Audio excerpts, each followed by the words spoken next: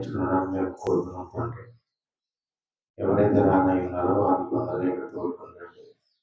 ఎవరైతే వచ్చిన వారు ఉన్నారో వారి మనసులను కూడా ఇక్కడ తోడుకున్నారండి కదా.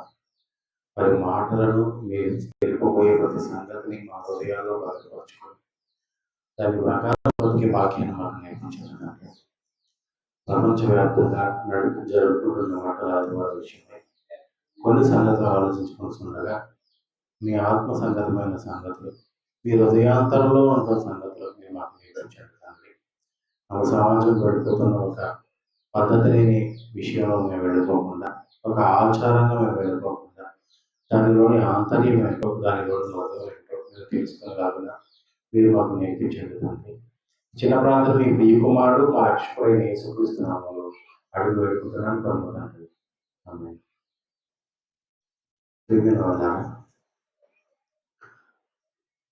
ఒక మంచి సంగతి మనం ఆలోచించేద్దామండి. పరలోకమున్న తండ్రి మనకి దేవుని వాక్యాన్ని అందజేయడంలో ఒక క్రమాన్ని, ఒక పద్ధతిని మనకు దయచేశాడు. వాక్యం విషయంలోనే కాదు, దేవుడు ప్రకృతిలో కూడా ఒక క్రమాన్ని పెట్టాడు. ఈ కాలానుగుణంగా కాలాలు మారాలని, సూర్యుడు ఏం చేయాలి, చంద్రుడు ఏం చేయాలి, నక్షత్రం యొక్క పని ఏమిటి, ఈ భూమి యొక్క పని ఏంటి, సముద్ర జలరాశుల యొక్క పని ఏమిటి, ప్రకృతిలో ఉన్న ప్రతి అణువు వాటి వాటి పని నిమిత్తం ఏ పనులు చేయాలి, ఏ కాలంలో వాటి పని నిమిత్తం ఎలా ఉండాలి అనేది దేవుడు ఈ సృష్టికి ఒక క్రమాన్ని పెట్టాడు. నిజం. ఆ సృష్టిలో నివసిస్తున్న మనుషులమైన మాకి కూడా ఒక క్రమాన్ని పెట్టాడు. మీరు ఇలా ఒక క్రమంగా ఉండాలని, మీకంటూ ఒక క్రమమైన పద్ధతిని, ఒక పద్ధతి అంటూ ఉంటుంది అని ఒక విధానాన్ని దేవుడు మనకి తెలియజేశాడు. ఇలా అంతేకాదు, మరి కొంచెం ముందుకు వెళ్ళగలిగితే దేవుడు మనకి శరీరాల్లోకి ఏవైనా ఒక రోగాన్ని తీసుకురావాలి అనుకున్నాడు అనుకోండి. ఈ శరీరంలో ఒక రోగాన్ని సంపాదించుకున్నావు అనుకోండి, ఆ రోగానికి తగిన కొన్ని లక్షణాలను ఆయన బయట పెడతాడు. ఆ లక్షణాలను చూస్తే ఇది పలానా రోగం అని డాక్టర్కి అర్థం అవ్వాలి. పలానా లక్షణాలు, గుడ్డలో నొప్పి వస్తుందంటే ఇది గ్యాస్ట్రికా లేదంటే హార్ట్ అటాకా అన్న నీవు చెప్పిన లక్షణాలను బట్టి ఆయన ఒక అంచనా రాగాడు. ఇది హార్ట్ అటాకే అని ఫిక్స్ అవ్వగాడు, లేదా ఇది గ్యాస్ట్రిక్ సంబంధించింది అని ఫిక్స్ అవ్వగాడు. నడు నొప్పి వస్తుందండి, కడుపు నొప్పి వస్తుందండి, కిడ్నీలో రాళ్ళు ఉన్నాయండి. కిడ్నీలో రాళ్ళు ఉన్నాయంటే ఎలా తెలుస్తుంది? వెనక నుంచి ముందుకు నొప్పి వస్తుంది, యూరిన్ సరిగా రాదు, వేసుకోవాలని ప్రయత్నం చేసినా ఒక భయంకరమైన మాట, ఒక డ్రాప్ పడాలంటే చాలా వేళ.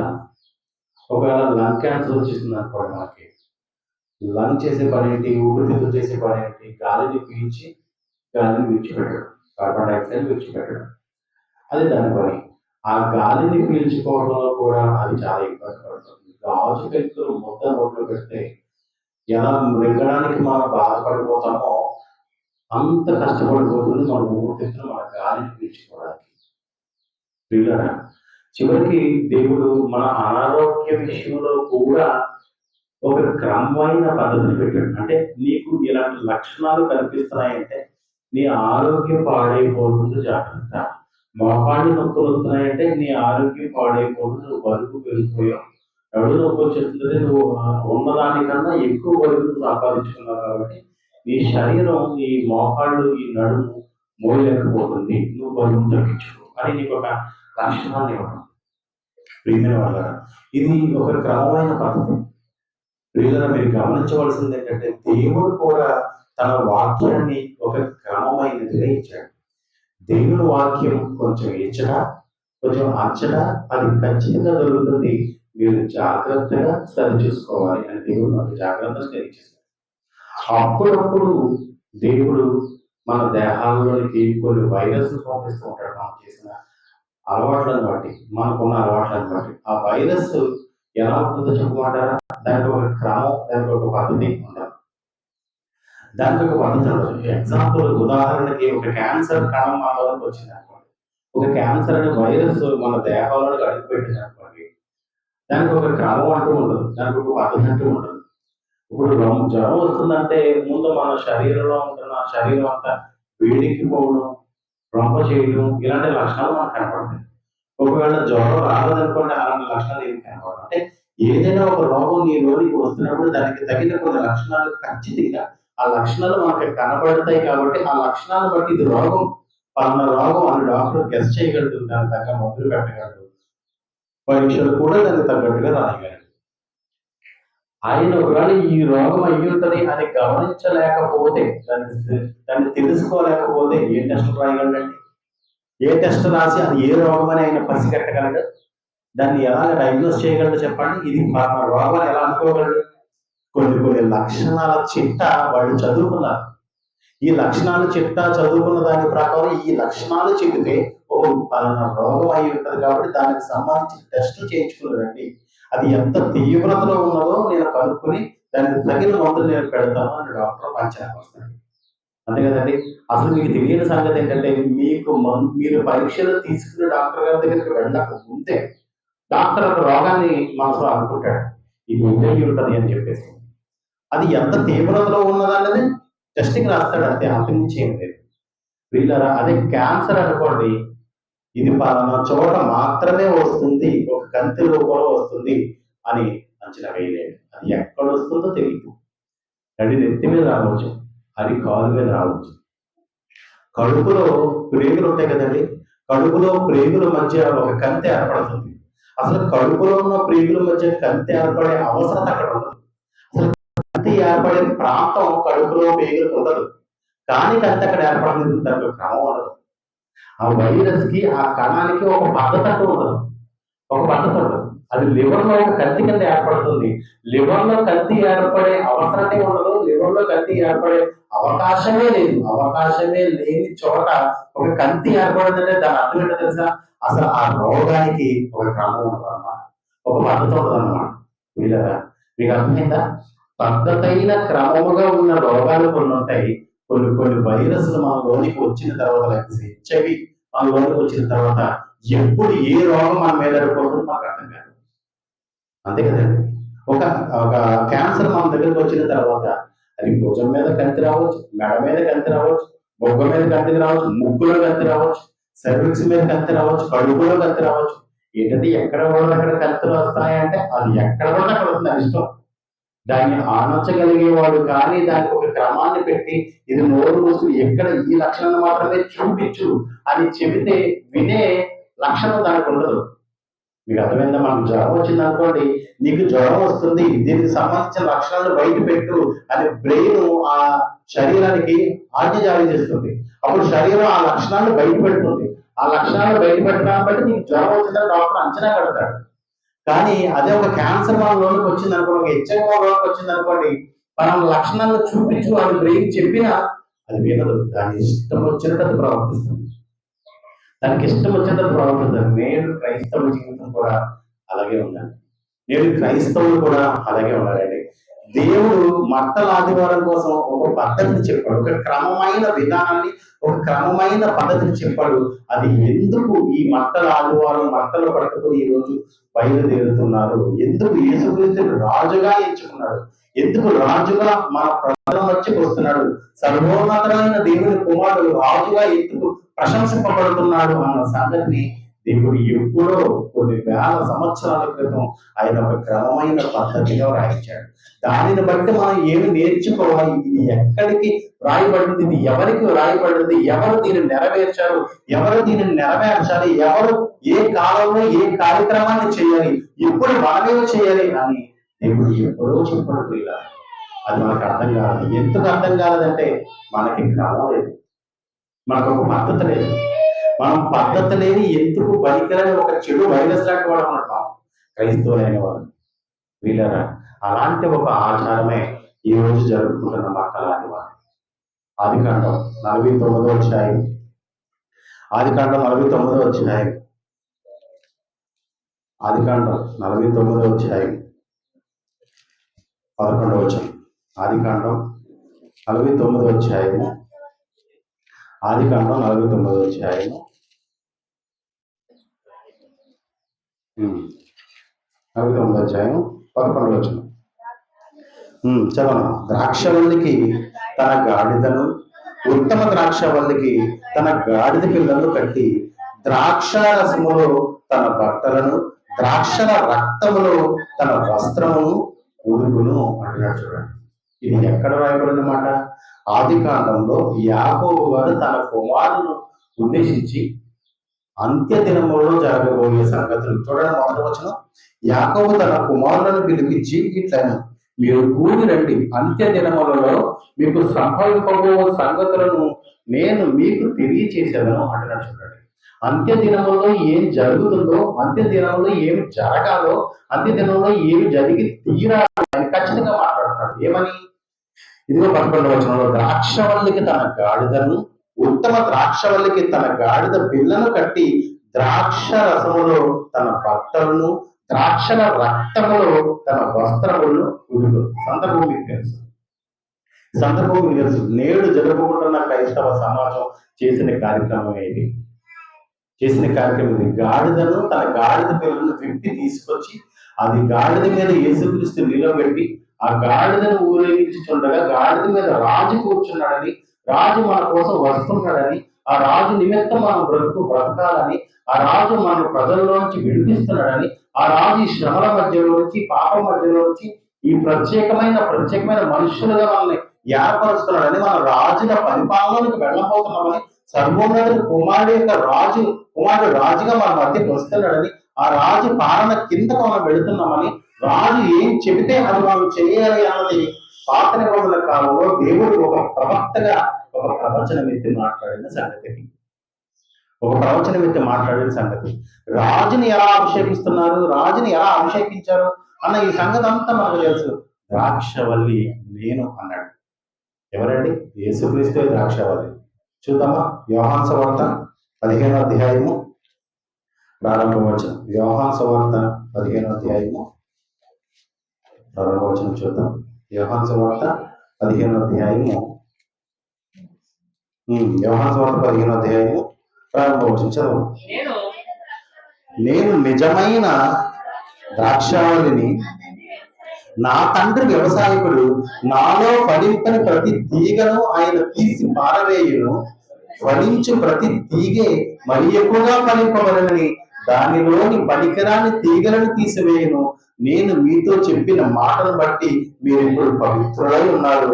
నా యందు నిలిచియుండుడి, మీ యందు నేనను నిలిచియుందును.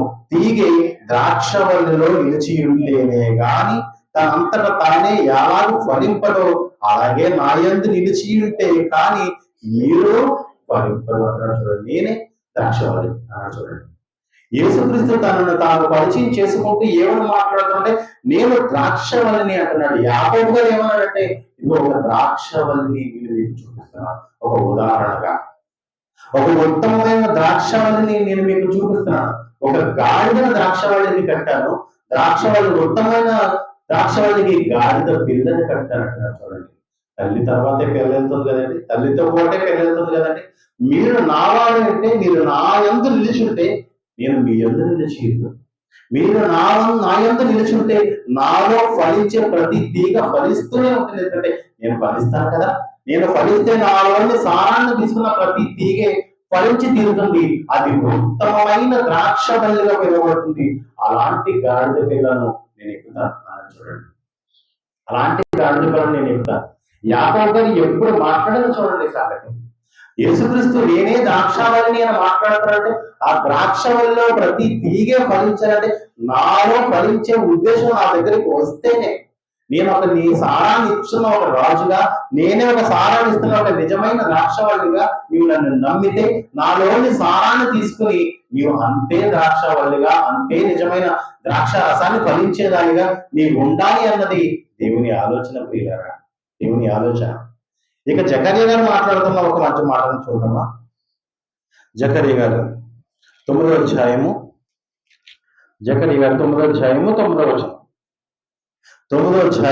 9వ వచనం. మరలా ఆయన కూడా అదే మాట్లాడుతున్నారు. చూడండి, జకర్యా గ్రంథం 9వ అధ్యాయము 9వ వచనం. 781.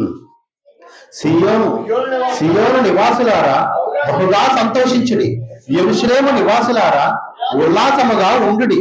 నీ రాజు నీతిపరుడును రక్షణ గలవాడును దీనుడునై గాడిద పిల్లను ఎక్కి నీ యొద్దకు వచ్చుచున్నాడు అన్నాడు. చూడండి, గాడిద పిల్లను ఎక్కి సియోను రాజు మీతో వస్తున్నాడు. మీ రాజు ఎలా వస్తున్నాడు తెలుసా? గాడిద పిల్లను ఎక్కి మీ యొద్దకు వస్తున్నాడు. ఇది ఎవరితో చెబుతున్న సంగతి? సియోను నివాసులారా, యెరూషలేము ప్రజలారా అన్నాడు. చూడండి, ఎవరండి సియోను నివాసులు? ఎవరండి? ఇశ్రాయేలు, యూదులు. ఇశ్రాయేలుకి యూదులకి దేవుడు చెబుతున్న సంగతి ఏంటంటే, సియోను నివాసులారా, యెరూషలేము ప్రజలారా, నీ రాజు ఎలా వస్తున్నాడంటే గాడిద మీద నీ యొద్దకు వస్తున్నాడు. ఆయన ఎలాంటి అంటే నీతిపరుడు అన్నాడు. చూడండి, ధన్యుడు అన్నాడు. చూడండి, ఆయన చాలా దయాగుణం గలవాడు. అలాంటి రాజు మీ దగ్గరికి వస్తున్నాడు. ఇలాంటి రాజుని మీరు చరిత్రలో ఎప్పుడు చూసుండరు. అవసరమైతే రాజు కోపాన్ని బట్టి కొరడాన్ని ధరించడం మీకు తెలుసు. ఒక వేగాన్ని బట్టి గుర్రాన్ని ఎక్కి యుద్ధానికి వెళ్ళడం మీకు తెలుసు. అలాంటి రాజు కాదు ఈయన. చాలా సాత్వికమైన మనసు కలిగేవాడు, చాలా ధన్యుడు, ఆయన చాలా దీన మనసుతో మీ ఎదుటికి రాబోయే ఒక రాజు చరిత్రలో రాబోతున్నాడు. ఆ రాజు ఎలాంటి వాడో తెలుసా? ఆయన గాడిద మీద రాబోతున్నాడు, గాడిద పిల్ల మీద రాబోతున్నాడు అన్నట్టు. చూడండి, ఇది జకర్యా గారు ప్రవచనం ఎత్తిన సంగతి. ఎక్కడ? యాకోబు గారు మాట్లాడిన మాటను జకర్యా గారు తన గ్రంథంలో ఒకసారి జ్ఞాపకం చేస్తున్నాడు. మీ రాజు ఎలా రాబోతున్నాడో మీరు మర్చిపో. ఆ రాజు వస్తున్న సంగతి ఇది. ఆ రాజు ఒక గాడిద మీద రాబోతున్నాడు. ఎందుకంటే చరిత్రలో రాజుని అభిషేకించేటప్పుడు చాలా మంది గాడిద మీద తీసుకెళ్లి రాజుని అభిషేకించారు. సందర్భాలు మీకు తెలిసినవే. ఒక సందర్భాన్ని నేను మీకు చూపించాలనుకుంటున్నాను. రాజుల మొదటి గ్రంథం, చాలా సందర్భాలు ఉన్నాయి, ఒక సందర్భాన్ని నేను మీకు చూపిస్తాను. రాజుల మొదటి గ్రంథం మొదటి అధ్యాయము, రాజుల మొదటి గ్రంథం మొదటి అధ్యాయము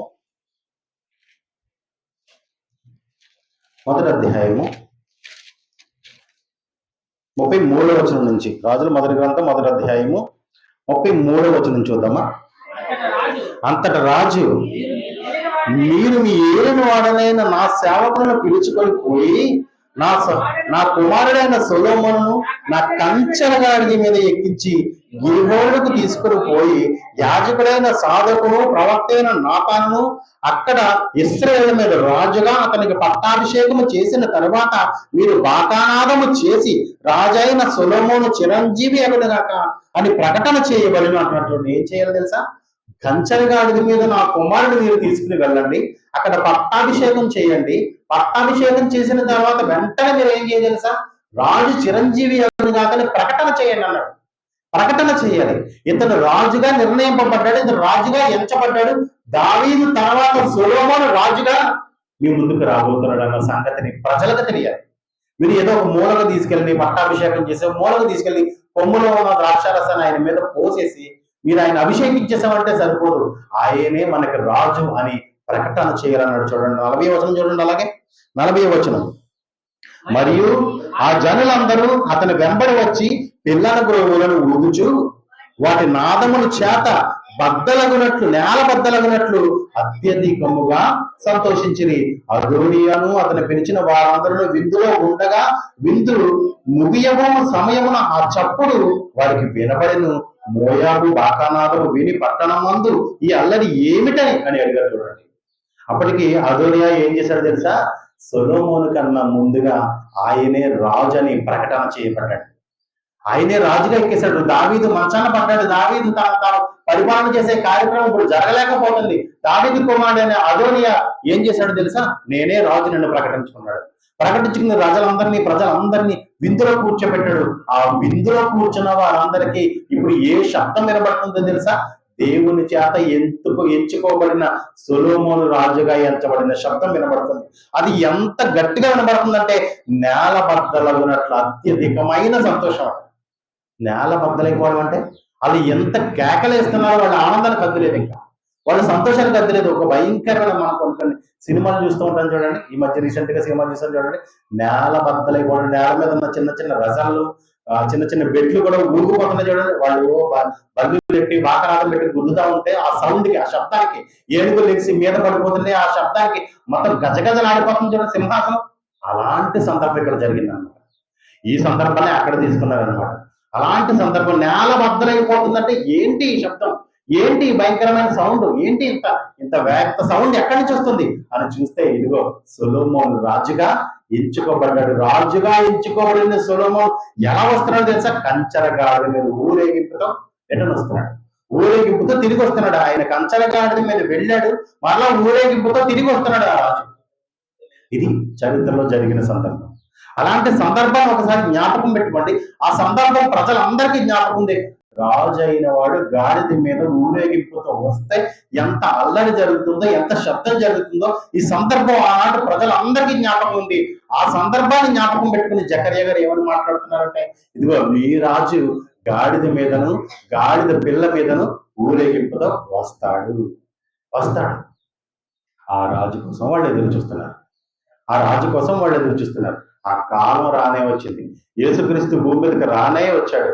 మత్తయి సువార్త 21వ అధ్యాయంలోనికి వద్దాం. మత్తయి సువార్త 21వ అధ్యాయము ప్రారంభవచనం. మత్తయి సువార్త 21వ అధ్యాయము ప్రారంభవచనం. తరువాత యెరూషలేమునకు సమీపించి ఒలీవ చెట్ల దగ్గర, కొండ దగ్గర ఉన్న బెత్ఫగేకు వచ్చినప్పుడు యేసు తన శిష్యులను ఇద్దరిని పిలిచి, మీ ఎదుట ఉన్న గ్రామాలకు వెళ్ళగానే కట్టబడి ఉన్న ఒక గాడిదయు దానితో ఉన్న గాడిద పిల్లయు మీకు కనబడును. వాటిని విప్పి నా యొద్దకు తోలుకొని రండి.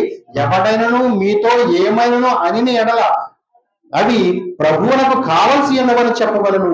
వెంటనే అతడు వాటిని తోలు పెట్టునని చెప్పి వారిని పంపాను. ఇప్పుడు జరుగుతుంది చూడండి సందర్భం. నేను పట్టణానికి రాబోతున్నాను, యెరూషలేము పట్టణానికి నేను రాజుగా రాబోతున్నాను. వచ్చిన తర్వాత మీరు ఏం చేయాలో తెలుసా? మీరు బేత్ఫగేకు అనే ఒక పట్టణం దగ్గరికి వెళ్ళండి. అక్కడికి వెళ్ళిన తర్వాత కట్టబడిన గాడిదయు దాని పిల్లయు అక్కడే కట్టబడి ఉంటాయి. వాటికి విడుదల దయచేసిన తర్వాత వాటిని తీసుకుని రండి. ఒకవేళ వాటిని విప్పుతున్నప్పుడు, వాటిని తీసుకొస్తున్నప్పుడు ఎవరైనా వాడి యజమాని వచ్చి ఇది ఎక్కడికి తీసుకెళ్తున్నావు, ఎవరిని అడిగి తీసుకెళ్తున్నావు అని నిన్ను అడిగితే ఇది ప్రభువునకు కావలసినవి అని అడగండి. ఇది ప్రభువునకు కావలసినవి చెప్పండి. ఇది ప్రభు అడుగుతున్నాడని చెప్పండి అన్నాడు. అంటే ఆ మాట ప్రకారం వాళ్ళు ప్రభువు కోసం అని చెప్పారు. వాళ్ళకి ఏం మాట్లాడలేదు. గాడిద పిల్ల విప్పుతున్నప్పుడు ఇది ప్రభువు కోసం అని చెప్పగానే వాళ్ళు ఎందుకు మాట్లాడలేదంటే, ప్రభువు మన కోసం రాబోతున్నాడు, రాజు మన కోసం రాబోతున్నాడు. అయితే విడిచిపెట్టారండి. ఎందుకు మీకు అర్థం కాని సంగతి ఏంటంటే, యేసుక్రీస్తు గాడిదనిక్కడా దాని పిల్లనిక్కడా? ఏమండి, యేసుక్రీస్తు గాడిదనిక్కడా? చాలా మంది అడుగుతారు, యేసుక్రీస్తు గాడిదనిక్కడా దాని పిల్లనిక్కడా? మరి జకర్యా గారి గాడిద దాని పిల్ల కోసం కూడా మాట్లాడారు. యాకోబు గారి గాడిద ఉత్తమమైన ద్రాక్షావళిని గాడిద పిల్ల కోసం అని మాట్లాడాడు. ద్రాక్షావళిని నేను, ఉత్తమమైన ద్రాక్షావళిని మీరు అని మీరు మాట్లాడుకుంటూ యేసుక్రీస్తు గాడిద పిల్లని మాట్లాడారు. ఎందుకంటే యేసుక్రీస్తు ఈ కొంచెం ప్రయాణంలో గాడిదని కాసేపు, గాడిద పిల్లని కాసేపు ఎక్కడ అనుకుంటున్నారా? ఏమండి, అది తెలియాలంటే మరి కొంచెం ముందుకు వెళ్ళాలి. మార్కు సువార్త 11వ అధ్యాయంలోనికి వెళదామా? మార్కు సువార్త 11వ అధ్యాయము ప్రారంభవచనం. మార్కు సువార్త 11వ అధ్యాయము ప్రారంభవచనం. వాళ్ళు యెరూషలేమునకు సమీపించి ఒలీవల కొండ దగ్గర బేతనియా గ్రామంలోకి వచ్చినప్పుడు ఆయన తన శిష్యులను ఇద్దరిని చూసి, మీరు ఎదురున్న గ్రామంలోకి వెళ్ళి అందులో మీరు ప్రవేశింపగానే కట్టబడిన ఒక గాడిద పిల్ల కనబడను. దాని మీద ఏ మనుషుడును ఎప్పుడును కూర్చుండలేదు. దాన్ని విప్పి తోలుకొని రండి అని చూడండి. ఇక్కడ ఏముందండి? గాడిద పిల్ల మాత్రమే ఉంది. మరి అక్కడే ఉందండి, గాడిద ఉంది అన్నమాట. గాడిద పిల్లని అక్కడ రాయబడి ఉంది, గాడిద పిల్లలను మాత్రమే అని ఇక్కడ రాయబడింది. గాడిద పిల్ల అంటే అక్కడ చిన్న పిల్లలు తీసుకొచ్చి దాని మీదకి ఎక్కేసారనుకున్నారు, పొరపాటు. అది ఎప్పుడు ఎన్నడూ ఎవరు వాడని ఒక గాడిద పిల్ల. యేసుక్రీస్తు ఎప్పుడు కూడా అలాంటివి ఎన్నుకుంటాడండి. ఎవరు పుట్టని ఒక గర్భాన్ని ఎన్నుకున్నాడు దేవుడు యేసుక్రీస్తు పుట్టడం కోసం. యేసుక్రీస్తు రాజుగా ఈ భూమి మీదకి రావడానికి ఎవరు పుట్టని ఒక గర్భాన్ని ఎన్నుకున్నాడు. మరియ గర్భాన్ని ఎన్నుకున్నాడు. నాకు తెలిసిన సందర్భమే. ఎవరు వాడని ఒక గాడిద పిల్లని ఎన్నుకున్నాడు. ఎందుకంటే అప్పటికే తన తల్లిని ఎన్నో బరువులు మోయించుంటారు. ఏ బరువు మోయని వారిని యేసుక్రీస్తు ఎన్నుకున్నాడు. వాడికి తెలియదు, వాడు ఏ బరువు మోయాలో వారికి తెలియదు. ఏ బరువు మోయాలో మనకు తెలియదు. ఏ బరువును భుజాన్ని వేసుకోవాలో మనకు తెలియదండి. నిజంగా మనకు తెలియదండి. లోకం అనే బరువును మనం భుజాన్ని వేసుకుంటాం, కుటుంబం అనే బరువును మనం భుజాన్ని వేసుకుంటాం, ఏదో అప్పులు అనే బరువును మనం భుజాన్ని వేసుకుంటాం. మనం భుజాన్ని ఏదో నడుము మీద వేసుకుని దాన్ని మోసుకుంటూ వెళ్ళిపోతాం తప్ప మనం మోయకూడని వాటిని మోస్తున్నామని, మోయవలసిన వాటిని మోయటం లేదన్న సంగతి మనకు తెలియదు ప్రియులారా. యేసుక్రీస్తు చెబుతున్నాడు చూడండి, ఇదిగో ఎవరును ఎప్పుడు వాడని ఒక గాడిద పిల్లను యేసుక్రీస్తు వాడుతున్నాడు. మరికొంచెం ముందుకు వెళ్దాం. లోకసువార్త 19 అధ్యాయం. లోకసువార్త 19 అధ్యాయము. లోకసువార్త 19 అధ్యాయము 30 వచనం. లోకసువార్త 19 అధ్యాయము 30 వచనం. మీరు ఎదుటనున్న గ్రామంలోకి వెళ్ళిడి, అందులో మీరు ప్రవేశింపగానే కట్టబడిన ఒక గాడిద పిల్ల మీకు కనపడును, దాని మీద ఏ మనుషుడును ఎన్నడను కూర్చుండలేదు, దాన్ని విప్పి తోలుకొని రండి అంటున్నాడు చూడండి. మీ ఎదుటనున్న ఏ గాడిదను మీ ఎదుటనున్న గ్రామంలోకి వెళ్ళి మీరు ఎప్పుడు ఎన్నడూ వాడని ఒక గాడిద పిల్లను మీరు నా కోసం తీసుకురండి అన్నాడు చూడండి. అంటే ఈ మాటలను బట్టి మనకి ఏమర్థమవుతుంది? యేసుక్రీస్తు ఎక్కింది గాడిద పిల్లను. యేసుక్రీస్తు ఎక్కింది ఒక గాడిద పిల్లను. ఇలా అది ఎవరు ఎప్పుడు వాడని ఒక గాడిద పిల్ల. దానికోసం మీరు గమనించాలి. నిజం. మీకు మరో మంచి సంగతిని చూపిస్తాను. యోహాను సువార్త 19 అధ్యాయము. యోహాను సువార్త 12 అధ్యాయం. క్షమించండి. యోహాను సువార్త 12 అధ్యాయము. యోహాను సువార్త 12 అధ్యాయము. యోహాను సువార్త 12 అధ్యాయము 9వ వచనం చూద్దాం. 9వ వచనం కాదు, ప్రారంభ వచనం ఒకసారి చదివి 9వ వచనం చూద్దాం. కాబట్టి యేసు తాను మృతులలో నుండి లేపిన లాజరు ఉన్న బేతనీకు పస్కా పండుగకు 6 దినములు ముందుగా వచ్చెను. అక్కడ వారు ఆయనకు విందు చేసిరి అంటున్నాడు చూడండి. ఏమైందండి? 6 దినములు ముందుగా యేసుక్రీస్తు ఆ ప్రాంతానికి వచ్చాడు. ఎక్కడికి వచ్చాడు అనుకుంటున్నారు? మృతులలో నుంచి లేపిన లాజరు ఇంటికి వచ్చాడు. మృతుల నుంచి లేపిన లాజరు ఇంటికి పస్కా పండుగకు 6 దినముల ముందే ఆయన వచ్చిన సంగతిని మనం మనసులో పెట్టుకుని ఇప్పుడు 9వ వచనం చదవండి. కాబట్టి యూదులలో సామాన్య జనులు ఆయన అక్కడ ఉన్నాడని తెలుసుకొని యేసును చూచుటకు మాత్రమే కాక మృతులలో నుండి లేచిన లాజరును కూడా చూడవచ్చని అతన్ని బట్టి యూదులలో అనేకులు తమ వారిని విడిచి యేసునందు విశ్వాసం ఉంచిరి కనుక ప్రధాన యాజకును లాజరును కూడా చంపన ఆలోచన చేసిరి. ఇది జరుగుతున్న సందర్భం. మృతుల నుంచి లేచిన లాజరును చూస్తున్నారు వాళ్ళు, ఆ మృతుల నుంచి లేపిన క్రీస్తును చూస్తున్నారు వాళ్ళు. ఈ క్రీస్తును చూసి, ఈ లాజరును చూసి ఆ యూదులో అనేకులు మారు మనసు పొంది ఆయన్ని ఒప్పుకోవడం జరుగుతుంది. ఎవరిని? యేసుక్రీస్తుని ఒప్పుకోవడం జరుగుతుంది. యేసుక్రీస్తే ఒక రాజు అని, యేసుక్రీస్తే మన ప్రభు అని, యేసుక్రీస్తు మాత్రమే మనకి దేవుడని ప్రజలందరూ చెప్పుకోవడం, ప్రజలందరూ మాట్లాడుకోవడం ఇది జరుగుతుంది. దాన్ని బట్టి యూదులు లాజర్ని కూడా చంపేద్దాం ఈసారి మళ్ళీ అంటున్నారు. ఇప్పటి వరకు యేసుక్రీస్తుని చంపేద్దాం అనుకున్నారు, ఈసారి లాజర్ని కూడా చంపేద్దాం అనుకున్నారు. చూడండి తర్వాత చూడండి, ఎన్నో వచనం? 12వ వచనమా? మరునాడు ఆ పండుగకు వచ్చి బహు జన సమూహములు యేసు యెరూషలేమునకు వచ్చుచున్నాడని విని ఖర్జూర మట్టలు పట్టుకొని ఆయనకు ఎదుర్కొనబోయి అంటున్నాడు. చూడండి ఏం జరుగుతుందండి ఇక్కడ ప్రియులారా. యేసుక్రీస్తు ఇప్పటి వరకు మీరు జరిగిన సందర్భాలు మీరు జాగ్రత్తగా చూడండి. ఇప్పటి వరకు జరిగిన సందర్భాలు అంటే నా కొరకు పలానా గ్రామునకు వెళ్ళి గాడిద పిల్లను విప్పుకు రండి అన్నాడు. ఆ గాడిదను ఎక్కి యేసుక్రీస్తు ఊరేగించడం మనం చదువుకున్నాం. యేసుక్రీస్తు నడుస్తుంటే బట్టలు పరచడం, ఆయన కొమ్మలు విరిచి ఆయన కింద ఆయన ఎదుర్కోవడం మనం జరిగింది. ఇప్పుడు ఏం జరిగిందో తెలుసా? యేసుక్రీస్తు లాజరుని మృతుల్లో నుంచి లేపాడు. యేసుక్రీస్తు లాజర్ని, జాగ్రత్తగా వినండి, యేసుక్రీస్తు లాజర్ని మృతుల్లో నుంచి లేపిన సంగతులు యూదా జనాంగానికి, ఇశ్రాయేలు ప్రజలకు వినపడింది. యూదా జనులకు, ఇశ్రాయేలు ప్రజలకు వినపడిన తర్వాత వాళ్ళు ఏం చేస్తున్నారో 12వ వచనం చదవండి మరలా. మరునాడు ఆ పండుగకు వచ్చిన జన సమూహము యేసు యెరూషలేమునకు వచ్చుచున్నాడని విని ఏం చేస్తున్నారండి? వాళ్ళు ఖర్జూరపు మట్టలు పట్టుకున్నారంట. యేసుక్రీస్తు గాడిద పిల్లను ఎక్కిన తర్వాత మట్టలు విరిచి బట్టలు పరచడం కాదు, మట్టలు తీసుకొస్తున్న వారిని చూసి యేసుక్రీస్తు గాడిద ఎక్కాడు. ఎక్కడ చెప్తాను యోహాను గారు?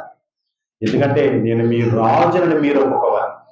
యేసుక్రీస్తు నేనే రాజునని నేను చెప్పడం కాదు, నేను మీ రాజుని మీరు మీ నోట ఒప్పుకొని మీరు నాకు ఎదురొస్తే నేను రాజుగా మీకు కనబడతాను అని చెబుతున్నాడు. చూడండి, ఇప్పటి వరకు చదివిన సందర్భాలు మీరు జాగ్రత్తగా చదువుకున్న తర్వాత ఇప్పుడు చూడండి 12వ వచనం. ఖర్జూర మట్టలు పట్టుకొని ఆయనను ఎదుర్కొనబోయి జయము ప్రభువు పేరిట వచ్చుచున్న ఇశ్రాయేలు రాజు స్తుతింపబడిన గాక అని కేకలు వేసిరి అంటారు. చూడండి, ఇశ్రాయేలు రాజు స్తుతింపబడిన గాక అని కేకలు వేసిరి.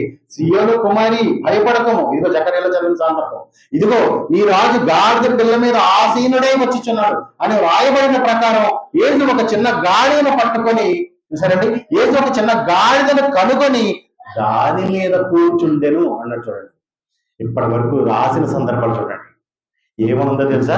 యేసుక్రీస్తు గాడిదను పట్టుకుని ఆయన నడుస్తుండగా, గాడిద మీదకి ఎక్కి ఆయన నడుస్తుండగా అప్పుడు బట్టలు విరిచారు, అప్పుడు బట్టలు పరిచారు అనుంది. ఇప్పుడు ఏమనుందో తెలుసా? యేసుక్రీస్తు రాజని వాళ్లే తెలుసుకున్నారు. ఎలాగ తెలుసా? మృతుల నుంచి లాజరు లేపిన సందర్భాన్ని బట్టి.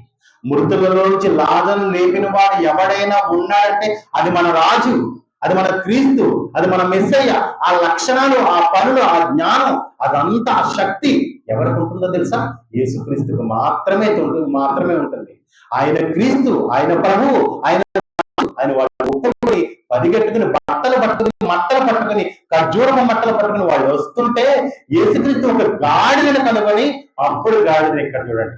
అప్పుడు ఆ గాడిదను ఎక్కిన తర్వాత ఆ ప్రజలందరూ ఏమని చెబుతారంటే, సియోను కుమారి భయపడకము, ఇదిగో నీ రాజు గాడిద పిల్ల మీద ఆసీనుడై వచ్చుచున్నాడు అని రాయబడిన ప్రకారం యేసు ఒక చిన్న గాడిదను కనుగొని దాని మీద కూర్చుండును. ఆయన శిష్యులు ఈ మాటలు మొదట గ్రహింపలేదు, కానీ యేసు మహిమ పరచబడినప్పుడు అవి ఆయనను గూర్చి వ్రాయబడిననియు వారు ఆయనకు వాటిని చేసిరనియు జ్ఞాపకము తెచ్చి. శిష్యులకు ఎప్పుడు అర్థమైందండి?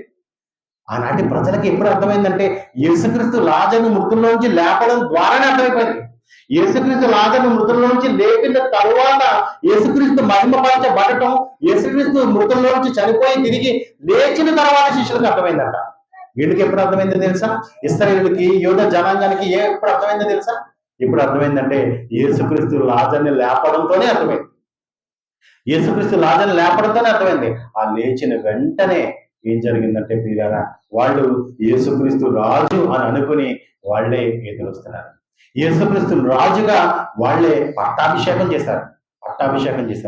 ఆ పట్టాభిషేకం చేసిన తర్వాత ఏం జరిగిందంటే, యేసుక్రీస్తు రాజుగా ప్రపంచంలో ప్రతి ఒక్కడూ ఒప్పుకుంటాడు, ఆయన నా ప్రభు అని, ఆయన నా రాజు అని. ఆయన ఒప్పుకున్న వారం రోజుల్లోనే ఆయన మా రాజు కాదన్నారు అన్నాడు. మీరు గమనించాలి, యేసుక్రీస్తు నమ్ముకున్న ప్రతి ఒక్కడు క్రీస్తు మా ప్రభు అంటాడు. క్రీస్తు రక్షణకు నేను వచ్చానంటాడు. క్రీస్తు ద్వారా నా పాపాలు కడగబడతాయంటాడు. కానీ కొన్నాళ్ళ తర్వాత ఏం చేస్తారు తెలుసా? అదే క్రీస్తుని వాళ్ళు సిలువ వేసి చెప్పారు. ఇప్పటికండి వారం రోజుల ముందు యేసుక్రీస్తు పస్కా పండుగకు ముందు వచ్చాడని మనం చదువుకున్నాం. వారం రోజుల తర్వాత, అనగా 6 రోజుల తర్వాత ఏం జరిగిందో తెలుసా? అదే క్రీస్తుని వారు సిలువకు అప్పగించారు. రాజు అడుగుతున్నాడు, పిలాతు అడుగుతున్నాడు, హేరోదు అడుగుతున్నాడు, ఏమని తెలుసా? నీ రాజుని ఏం చేయమంటారు? మీ రాజుని, మీరు ఎన్నుకున్న ఈ రాజుని ఏం చేయమంటారు? వాళ్ళు అప్పుడు రాజుగా ఎన్నుకున్నారు కదా యేసుక్రీస్తుని. ఈ రోజు క్రైస్తవ్యం అంతా యేసుక్రీస్తుని రాజు అన్నారు కదా, మై కింగ్ అన్నారు కదండి, మై డేవిడ్, మై డాడ్ అన్నారు కదండి, మా ప్రభు అన్నారు కదండి. ప్రభువును స్తుతించాలి, దేవుణ్ణి నమ్మాలి. దేవుని కుమారుడు రాజుగా ఈ రోజు మన మీదకి వస్తున్నాడు. మట్టల ఆదివారం గొప్ప కార్యక్రమంగా జరుపుకున్నారు కదండి. అక్కడితోనే ఆగిపోయిందండి క్రైస్తవ్యం. ఈ క్రైస్తవ భక్తులందరూ అక్కడితోనే యేసుక్రీస్తు రాజుగా ఎన్నుకున్న దినంతో ఆగిపోయారు. యేసుక్రీస్తుని తర్వాత వీళ్ళు 6 రోజుల తర్వాత అప్పగించారు. ఆనాటికి ఈనాటికి అదే జరుగుతుంది చూడండి. యోహాను సువార్త 19వ అధ్యాయం, ఒక మంచి సందర్భాన్ని చూద్దాం. యోహాను సువార్త 19వ అధ్యాయం, యోహాను సువార్త 19వ అధ్యాయం ప్రారంభ వచనం. అప్పుడు పిలాతు యేసును పట్టుకొని ఆయనను కొరడాలతో కొట్టించెను. సైనికులు ముండ్లతో కిరీటము అల్లి అతని తల మీద పెట్టి ఊదారంగు వస్త్రము ఆయనకు తొలగించి ఆయన యుద్ధకు వచ్చి, యూదుల రాజా శుభమని చెప్పి ఆయనను అరచేతులతో కొట్టింది. ఎక్కడికండి? పిలాతు దగ్గరికి వచ్చిన తర్వాత కూడా యేసుక్రీస్తుని ఏమంటున్నారు తెలుసా? వాళ్ళు యూదుల రాజా అంటున్నారు. చూడండి, యూదుల రాజా అంటే యేసుక్రీస్తుని అప్పచెప్పే చిట్ట చివరి గడియ వరకు యేసుక్రీస్తుని ఏమన్నారు తెలుసా? రాజు అన్నవాడు. రాజు అన్నారు. ఈ రోజు మనం కూడా క్రీస్తుని అప్పగించేంత వరకు, చిట్ట చివరి క్షణం వరకు నేను క్రైస్తవుని అంటాం కదండి, నేను క్రీస్తు నమ్ముకున్నవాడిని, పాపం చేసే చిట్ట చివరి వరకు మనం యేసుక్రీస్తుని క్రీస్తునే నమ్ముతాం, మనం యేసుక్రీస్తుని ప్రభు అని నమ్ముతాం. పాపం చేయటానికి ఎంత పరుగులు తీస్తున్నామో, పాపం చేసే ముందటి క్షణం వరకు ఎంతగా మనం ఆరాటపడుతున్నామో ఏంటో తెలుసా? యేసుక్రీస్తు మన ప్రభు అని చెప్తున్నామండి సమాజం. మన నోట వచ్చే బూతు మాటలు ప్రజలు వింటున్నప్పుడు యేసుక్రీస్తు ప్రభు అని పలికిన వాడు వీడేనా అని అంటున్నారు వాళ్ళు. మనం చేసిన పాపం బయటపడుతున్నప్పుడు, ఒక వ్యభిచార కార్యక్రమం బయటపడుతున్నప్పుడు, ఒక దొంగ కార్యక్రమం బయటపడుతున్నప్పుడు, మనం చేసే నీచ కార్యక్రమాలు బయటపడుతున్నప్పుడు యేసుక్రీస్తుని ప్రభు అని ఒప్పుకున్నవాడు వీడేనా, యేసుక్రీస్తు మా రాజు అని ఒప్పుకున్నవాడు వీరేనా అని వాళ్ళు మాట్లాడుతున్నారు చూడండి. ఇదిగో ఆ చివరి క్షణం వరకు వాళ్ళు ఏమంటారు తెలుసా? యూదుల రాజా నీకు శుభం అంటున్నారు చూడండి. మూడవ వచనం చూడండి. యూదుల రాజా నీకు శుభం అని చెప్పి ఆయన అరచేతులతో కొట్టిని పిలాతు మరలా వెలుపలికి వచ్చాడు సార్. పిలాతు మరలా వెలుపలికి వచ్చి, ఇదిగో ఈయన యందు ఏ దోషమును నాకు కనబడలేదు, మీకు తెలియనట్లు ఈయనను మీ యొద్దకు వెలుపలకు తీసుకుని వచ్చి ఉన్నానని వారితో చెప్పాను. ఆ ముండ్ల కిరీటం ఓదరంగ వస్త్రం ధరించిన వాడు యేసు వెలుపలికి రాగా పిలాతు ఏమని మాట్లాడతారు చూడండి సార్. ప్రజలందరూ ఏమంటున్నారంటే, ఆనాటి ప్రజలు యేసుక్రీస్తుని కొడుతూనే ఏమన్నారంటే యూదుల రాజా అని మాట్లాడుతున్నారు. పిలాతు ఏమని మాట్లాడు తెలుసా? ఇదిగో ఈ మనుష్యుడు అన్నాడు. ఏమన్నాడండి? ప్రభు అన్నాడా? రాజు అన్నాడా? అనలేదండి. రాజు. ఎవరు రాజు? పిలాతు రాజు. పిలాతు రాజుకున్నాడు. మరో వ్యక్తిని రాజు అని ఎలా ఒప్పుకున్నాడు? ఒప్పుకోడండి, ఒప్పుకోడు. అయితే ఏం జరిగిందో చెప్పమంటారా? అక్కడ ఒక పెద్ద సంభాషణ జరిగింది. ఇది మనుషుడు అని వారితో చెప్పారు. ప్రధాన యాజకులను బంట్రోతులను ఆయనను చూసి సిలువ వేయము అని కేకలు వేయగా పిలాతు ఆయన యందు ఏ దోషము నాకు కనబడలేదు కనుక మీరే ఆయనను తీసుకొని సిలువ వేయడని వారితో చెప్పారు. ఒక సంభాషణ జరుగుతుంది. సిలువ వేసేయగలరు. ఈ మనుషుడు ఇదిగో మీకు అప్పగించానంటున్నాడు చూడండి. ఈ సిలువ వేసే మాకొద్దు అంటున్నారు. ఈయన యందు ఏ దోషము నాకు కనబడలేదు అంటున్నాడు. ఒక సిలువ వేయాలంటే నాకు నేరం నిరూపింపబడాలి కదా, సిలువ వేయాలంటే ఇది దోషగా నా ఎదురు కనబడాలి కదా. ఈ మాట ఆయన మాట ముందు నిలబడతలేదు. ఏ తప్పైనా పని చేశాడంటే కనబడటం లేదు. అది నేరమే కాదు. ఒక మనిషిని సిలువ వేసేంత నేరం ఆయనలో లేదు, ఒక మనిషిని కొట్టేంత నేరం ఆయనలో లేదు. అయినా మీరు బాధపడుతున్నారు కాబట్టి 49 కొరడా దెబ్బలు ఆయన కొట్టి విడిపిస్తానన్నాడు. లేదు సిలువ వేయండి అంటున్నాడు. లేదు సిలువ వేయండి అంటున్నాడు. ఎందుకు ఈయన సిలువ వేయమంటున్నారు అర్థం కావటం లేదు పిలాతుకి. అయితే ఈ కాలంలో ఒక దొంగను విడిచిపెట్టడం నేను కాలం కాబట్టి నేను బరబ్బాని విడిచిపెట్టా, యేసుక్రీస్తుని విడిచిపెట్టాలంటే నాకు బరబ్బానే విడిచిపెట్టు, యేసుక్రీస్తుని సిలువ వేసే, యేసుక్రీస్తుని సిలువ వేసే. చివరికి ఏం జరిగిందో చూడండి. ఎన్నో వచనం? 14వ వచనం చూద్దాం. అలాగా 13వ వచనం చూద్దాం. అలా చదువుకుంటే 13వ వచనం చూద్దాం. పిలాతు ఈ మాటలు విని యేసుని బయటకు తీసుకుని వచ్చి రాళ్లు పరిచిన స్థలమందు న్యాయపాఠం మీద కూర్చుండెను. హెబ్రీ భాషలో ఆ స్థలమునకు గబ్బత అని పేరు. ఆ దినము పస్కా సిద్ధపరచు దినము. ఎప్పుడైందండి? యేసుక్రీస్తుని వారం రోజుల క్రితమే రాజుగా ఒప్పుకున్నాడు. వారం రోజుల క్రితమే. మనం కూడా ఒప్పుకుంటాం. ఒప్పుకున్న రోజుని ఎంత గొప్పగా ఒప్పుకుంటామండి. ఓ నెల రోజుల తర్వాత మనం క్రీస్తుని అంగీకరించామన్న సంగతే మర్చిపోతాం. ఒక సంవత్సరం తర్వాత మన క్రైస్తవుల సంగతే మర్చిపోతాం. ఇక మన భాష, మన వేషం, మన తీరు, మన పద్ధతి ఎక్కడ ఆగిపోయిందో చెప్పమంటారండి? మట్టల ఆదివారాన్ని మట్టలు పట్టుకుని తిరగడమే మనకు తెలుసు. యేసుక్రీస్తు రాజుగా ప్రభువుగా వస్తున్నాడన్న సంగతి చెప్పడమే మనకు తెలుసు. ఆ ప్రభువును మన హృదయాంతరంలోనికి అంగీకరించడం మనకి చేతగా. ఆ ప్రభువును మన హృదయంలోనికి అంగీకరించుకుంటే ప్రభువు పాలనలో మనం ఉండాలని, ప్రభువే మనల్ని పరిపాలిస్తాడని, ప్రభు పరిపాలనలో మన బ్రతుకు ఎంతో అద్భుతంగా ఉంటుందన్న సంగతి మనకు తెలియదు. చివరికి మనం ఎలా మారిపోయామంటే ఆనాటి యూదా జనాంగం, ఆనాటి ఇశ్రాయేలు ప్రజలు, ఆనాటి అధికారులు ప్రభువే రాజుగా ఒప్పుకున్న తర్వాత, ప్రభువుని ఒప్పుకున్న తర్వాత ఆ ప్రభువు చేత పరిపాలనలోకి వెళ్ళవలసిన వీరు ప్రభువునే పాలించే స్థితిలోకి వెళ్ళారు. చూడండి ఏమంటున్నారు తెలుసా? ప్రభువుని సిలువ వేయండి అంటున్నారు. ప్రభువుని సిలువ వేయండి. అసలు ప్రభువే కదండి వీళ్ళు సిలువ వేయాలి, ప్రభువే కదండి తీర్పు తీర్చాలి. ప్రభువుకి తీర్పు తీరుస్తున్నాడు చూడండి వీళ్ళు. ప్రభువుకి తీర్పు తీర్చున్నాడు చూడండి. ఇప్పుడు 14వ వచనం. ఆ దినమున పస్కాను సిద్ధపరచు దినము. అప్పుడు ఉదయం 6 గంటలు కావచ్చును. అతడు ఇదిగో మీ రాజు ఏమంటాడు? ముందేమన్నాడండి? ఇదిగో ఈ మనుష్యుడు అన్నట్టు చూడండి. ఇదిగో ఈ మనుషుడు. ఈ సంభాషణ అంతా జరిగిన తర్వాత పిలాతు కూడా మారిపోయాడు. అప్పుడు ఆయన ఏమంటున్నాడు తెలుసా? ఇదిగో మీ రాజు, అతను ఏమి చేతులని అతను అంటున్నాడు. చూడండి 14వ వచనం. ఆ దినముల పస్కాను సిద్ధపరచు దినము, అప్పుడు ఉదయం 6 గంటలకు కావచ్చును.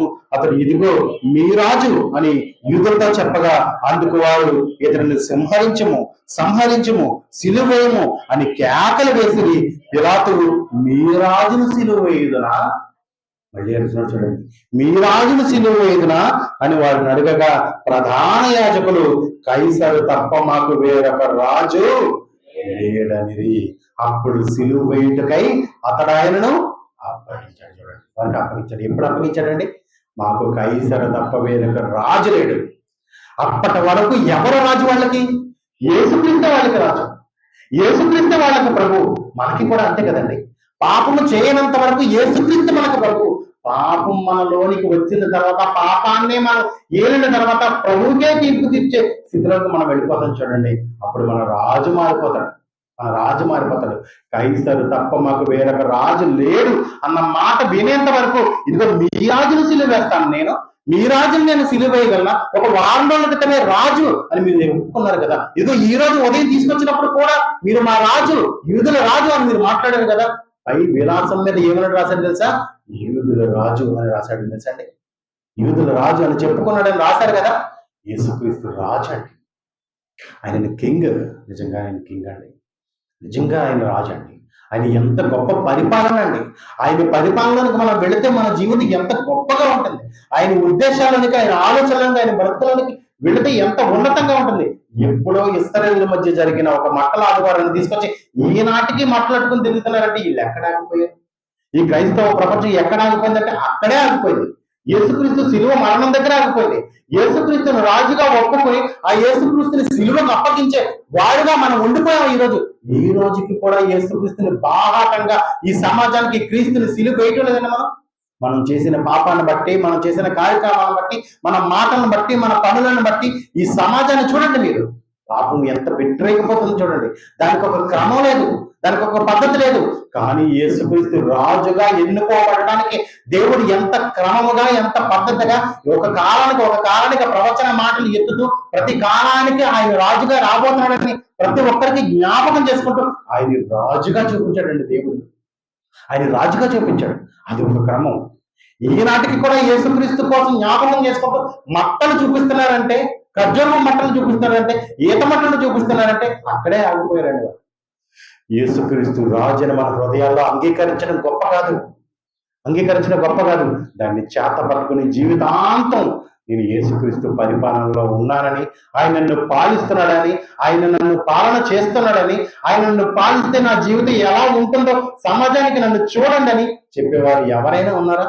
లేరు ప్రియమైన వాళ్ళ. రోమిలకు రాసిన పత్రిక 10వ అధ్యాయం, అపొస్తలుడైన పౌలు రోమిలకు రాసిన పత్రిక 10వ అధ్యాయం 9వ వచనం. రోమిలకు రాసిన పత్రిక 10వ అధ్యాయం 9వ వచనం.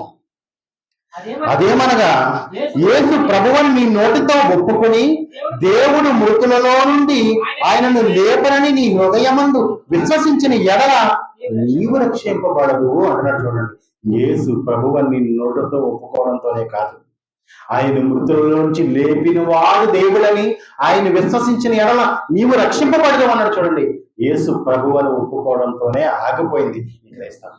నువ్వు కూడా అక్కడే ఆగిపోయావా? నీవు కూడా యేసుక్రీస్తు రాజని, యేసుక్రీస్తు ప్రభువని ఇంకా ఆదివారం మట్టలు పట్టుకుంటూ తిరుగుతూనే ఆగిపోయావా? ఒక్కడుగు ముందుకెళ్ళమంటున్నాడు. చూడండి, ఆయన మృతుల్లో నుంచి లేపిన వాడిని మీరు నమ్మితే మీకు రక్షణ కలుగుతుంది. అవును ప్రియులారా, మరొక మంచి సందర్భం. హెబ్రీయులకు రాసిన పత్రిక 6వ అధ్యాయము, 4వ వచనం.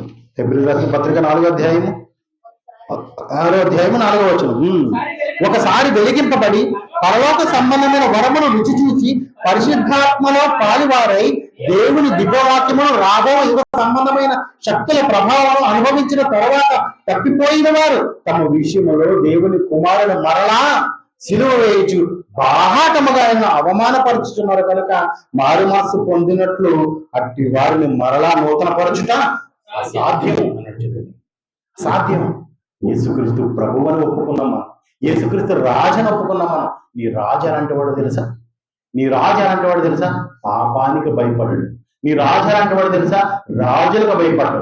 నీ రాజు అలాంటి వాడు తెలుసా, ప్రకృతిని సైతం గజగజలాడించగలడు. నీ రాజు అలాంటి వాడు తెలుసా, నీ రాజు ఎదుట పాపం నిలబడడానికి, పాతాళం నిలబడడానికి దడదడలు ఆడిపోతుంది తెలుసా. అలాంటి గొప్ప రాజు, అలాంటి రాజు పరిపాలనలో ఉంటున్న నీవు పాపాన్ని ఆలింగనం చేసుకుంటున్నావంటే ఏమనాలి నీవు? ఆయన మరణాన్ని ఆలింగనం చేసుకున్నాడు, ఆయన మరణాన్ని భయపెట్టాడు.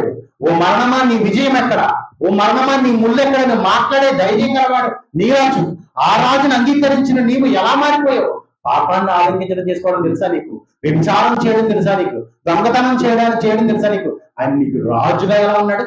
ఆయన నీకు రాజుగా ఎలా ఉన్నాడు? నీ రాజు చాలా గొప్పవాడు, నీ రాజు చాలా ఉన్నతుడు, నీ రాజు సాత్వికుడు, నీ రాజు ధన్యుడు, నీ రాజు దీనుడు, నీ రాజుడు ఉన్నతమైన రాజు. అలాంటి రాజుని అంగీకరించిన నీవు ఒక రాజు కుమారుడుగా, రాజు యాజక సమూహంగా నీవు ఉండాలని దేవుడు ఆశిస్తున్నాడు. ఒక్కసారి వెలిగింపబడి దేవుడు దివ్య వాక్యమును రుచి చూసి ఆయన వాక్యం లోతును తెలుసుకుని ఇంకా లోకం వైపు, ఇంకా పాపం వైపు నువ్వు పరుగులు తీస్తున్నావంటే ఎంత దారుణం, ఎంత భయంకరమైన హీన స్థితిలోనికి మనం వెళ్ళిపోయించున్నాడు. అవునండి ప్రియులారా, రాజు అని ఎవరైనా ఒప్పుకుంటాడు, యేసుక్రీస్తు ప్రభువు అని ఎవరైనా ఒప్పుకుంటారు, ఆయన నేను రక్షణలో అంగీకరించని ఎవరైనా రక్షణ చెంతకు వెళతాడు. కానీ ఆ రక్షణను అంగీకరించిన వాడు, ఆ రక్షణ ప్రకారం నడిచిన వాడు ఉన్నతుడు. వాడే రాజుని గొప్పగా చేసిన వాడు, వాడే రాజుని ఉన్నతంగా ప్రపంచానికి పరిచయం చేసిన వాడు. అలా ఉంటారని ఆశిస్తూ ఈ మాటలు ఎంతటితో ముగిస్తున్నాను. కళ్ళు మూసుకొని ప్రార్థన చేసుకుంటాం. ప్రియ పరలోకమందున మా తండ్రి, మీ ఘనమైన నామానికి వేలాది స్తుతులు తండ్రి. దేవా, ఈ మంటల ఆదివారం అని జ్ఞాపకం చేసుకుంటూ సమాజం ఎంత దయనీయమైన స్థితిలో ఉండిపోయిందో మీరు మాకు తెలియజేశారు తండ్రి. వాటి గురించిన సంగతులు తెలుసుకొని వాటి ప్రకారం బ్రతికే భాగ్యాన్ని మాకు తెలుపునందుకు మీకు స్తుతులు తండ్రి. దేవా, ఎన్నో ఉన్నతమైన సంగతులు, ఎన్నో మహాజ్ఞాన సంగతులు మీరు మాకు తెలియజేస్తున్నారు తండ్రి. ప్రపంచానికి తెలియని సంగతులు, ప్రపంచమే ఎరుగని సంగతులు, మేమందరూ రాజు పరిపాలనలో ఉండాలని, ఆయన పరిపాలన బట్టి మా బ్రతుకులు మార్చుకోవాలన్నది సంగతి తండ్రి. కానీ మేమే ఆయనకి తీర్పే తీర్చేవారుగా, మేమే ఆయన పరిపాలించేవారుగా, మేమే ఆయన పాలించేవారుగా మారిపోయి పాపాన్ని మూట కట్టుకుంటున్నామని మాకు అర్థమైంది తండ్రి. దేవా, ప్రజలందరూ మిమ్మల్ని రాజుగా ఇచ్చుకున్నారు, మీ కుమారుని రాజుగా ఇచ్చుకున్నారు. కానీ అది హృదయాంతరంలోనికి వెళ్ళటం లేదు తండ్రి. వారి మనసులు మార్చేలాగున, ఈ మాటలు వారి చెంతకు చేరేలాగున ఒక్కసారి ఆలోచన చేయండి తండ్రి. ఈ ఆదివారం ఆరాధన కార్యక్రమంలో మేము నేర్చుకున్న సంగతులు మా హృదయాల్లో భద్రపరుచుకునే ప్రతి వారికి, ప్రతి సంగతి వారు నేర్చుకునేలాగా వారిని దీవించండి తండ్రి. ఇదిగో తండ్రి, మా సంఘంలో ఎవరికి ఏ ఇబ్బందులు ఉన్నాయో, ఎవరికి ఏ అవసరాలు ఉన్నాయో ప్రతి అవసరాలను తీర్చే ఒక గొప్ప రాజులు తండ్రి. మీ పాలన కిందకు వస్తే మా రాజులుగా మీ రాజ్యంలో ఉన్న ప్రజలందరినీ క్షేమంగా చూసుకునే భాగ్యం మీకు తెలుసు తండ్రి. మీ ప్రజలు బాధల్లో ఉన్నారు, మీ ప్రజలు పాపంలో ఉన్నారు, మీ ప్రజలు ఇబ్బందుల్లో ఉన్నారు, మీ పాలన కింద ఈ జనులు చాలా ఇక్కట్లలో ఉన్నారు తండ్రి. మీరు రాజుగా మా సంఘానికి వచ్చి మమ్మల్ని పాలించండి. మాకు బాధలుంటే మా బాధలు తీర్చండి, మాకు పాపం ఉంటే పాపం నుంచి తొలగించండి, మాకు వేదన ఉంటే మా వేదన నుంచి తొలగించండి తండ్రి. మా రాజుగా మీరు ఉండాలని మేము ఆశిస్తున్నాం తండ్రి. ఇప్పటి వరకు మా రాజుగా పాపాన్ని, పాప దోషాన్ని, మేము ఒకవేళ నేరస్తుల్ని మా ముందు రాజుగా పెట్టుకున్నామేమో. మా రాజుగా మీరే ఉండేలాగా మా ముందుకు రండి తండ్రి. ఈ చిన్న ప్రార్థన మీ ప్రియకుమారుడు మా రక్షకుడైన యేసుక్రీస్తు నామములో అడిగి వేడుకుంటున్నాను పరమ తండ్రి. ఆమేన్. Thank you.